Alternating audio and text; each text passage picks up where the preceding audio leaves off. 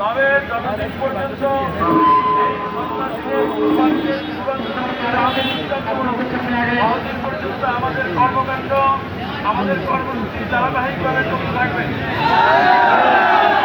আমরা আজকে স্মারকলিপি প্রদান এটা স্বরাষ্ট্র মন্ত্রণালয়ে রেকর্ড করা হবে।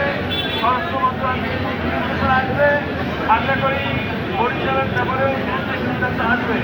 আমরা সবাই সচেতন থাকি, এদের চেতনা থেকে বিভিন্ন বস্তুত সবাইকে আমরা সচেতন রাখতে বলি, এরা যেন কোনো ধরনের চেতনা অরাজকতা করতে না পারে।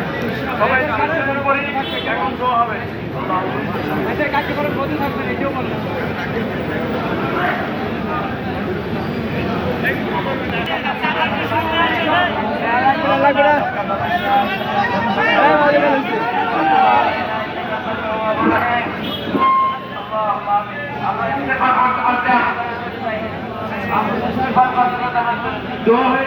আমরা ইস্তেগফার করতে হবে, শান্তিপূর্ণভাবে চলে যাই।